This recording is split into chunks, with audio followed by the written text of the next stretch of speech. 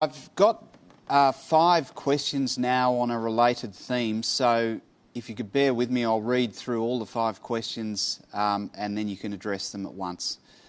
The first question comes from David Lawrence Crepp in relation to the North West Shelf. David asks, what is BHP's expected capital expenditure for the North West Shelf LNG project? Why are we considering such large expenditure on a project that experts say would be stranded under a Paris-aligned carbon budget? The next question comes from Miss Christine Barbara Story. Christine states, this week a new carbon tracker report showed around half of BHP's projected oil and gas development capex over the next 10 years would go to projects that do not fit within the IEA's Sustainable Development Scenario carbon budget. Our North West Shelf and Scarborough projects are among the world's most expensive proposed projects that fall outside the SDS budget. Why is BHP pursuing high-cost, high-risk gas development that is incompatible with its stated commitment to the Paris climate goals? The next question is from the ACCR. In November last year, BHP's Geraldine Slattery delivered a briefing which outlined BHP's plans to spend upwards of $8 billion on oil and gas projects over the next 5 years. As BHP has not set a target for Scope 3 emissions from its petroleum division, how can BHP's $400 million climate investment program be taken seriously when it is spending 20 times as much on expanding oil and gas production? Next question comes from Miss Kay Wenegal. BHP's Scope 1 and 2 emissions reduction target would result in our 2030 emissions being 4.7 million tonnes of CO2 equivalent below those of 2020. Since making that commitment, BHP has commenced production at the Atlantis Phase 3 oil and gas project, which will ramp up to 30,000 barrels of oil equivalent per day of peak production. If consumed, this is estimated to release 6 million tonnes of carbon dioxide equivalent per year, more than cancelling out the peak annual emissions abatement under our Scope 1 and 2 commitments. In fact, total annual emissions that would be enabled by BHP's in-development oil and gas projects would dwarf the reduction in our operational emissions. Why is BHP undoing its emission reduction efforts by expanding its oil and gas production? The final question on this subject is from Linda Pickering. Linda states, BP has committed, that is BP, has committed to reduce its oil and gas production by 40% over the next 10 years. If BHP is as committed to climate action and mitigation of climate risk as it claims, why have we made no similar commitments to reduce fossil fuel production in line with the Paris climate goals? Great. Well, thank you for those 5 questions. And you're right; they're very similar.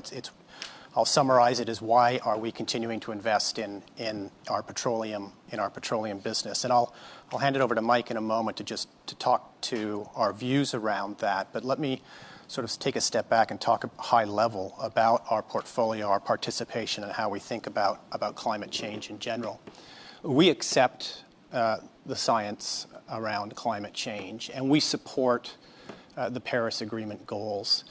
And the challenge here is providing access to reliable and affordable energy while reducing emissions. And the reality is that all current plausible scenarios show that fossil fuels will be part of the global energy mix for decades. Yes, renewables are going to grow, but petroleum is going to be part of the energy mix for decades. We spent a lot of time looking at this. We recently published in our climate change report a scenario that we committed to running last year through our economic modelling and our portfolio modelling of a 1.5 degree scenario, which is, again, Paris aligned. And when we run that scenario through our portfolio, which is similar to the work that the IPCC has done around a 1.5 degree scenario, we again find that petroleum is in that energy mix. Coal definitely reduces dramatically, but oil and gas are still very much in the energy mix. So Mike, you might want to talk to how we're thinking about our petroleum investments. Sure. Thanks, Ken. So as the chairman mentioned, a 1.5 degree scenario is fundamentally good for BHP. It's good from a values perspective, but also good from a value perspective, and hence we're fully committed to it. In the case of petroleum, probably a couple of things that I would draw out. So one, even in a decarbonizing world, because oil and gas are essential to human mobility, provision of other energy, and to many of the industrial processes that support the way we live today, there is an expectation that oil and gas is going to be around for some time yet. Having said that, we've been very clear that we see oil as being an attractive place to invest for at least the next decade and likely beyond, but it is something that we're focused on for the short to medium term. And in doing that, we will be investing in areas where we believe that we have particular capabilities to bring to bear. We'll be seeking to grow shareholder value and returns through doing so, but we'll be adopting a balanced approach. So we've also announced that we'll be divesting of assets that have less long life and which have less upside. So we'll be investing for the near term only in projects that will be able to secure returns over a period in which we believe the industry will remain attractive. Now, there was a question there as well about our overall portfolio with reference to a peer company in the oil and gas industry. I would like to add that we are already a diversified company. So we look at the totality of our portfolio. Ken mentioned earlier that we have a number of commodities in the portfolio. We're taking action to reduce Scope 1 and Scope 2 emissions, so our operational emissions. And I should mention that in petroleum, we're at the very good end of the spectrum in terms of having low emissions intensity for the production in our oil and gas division.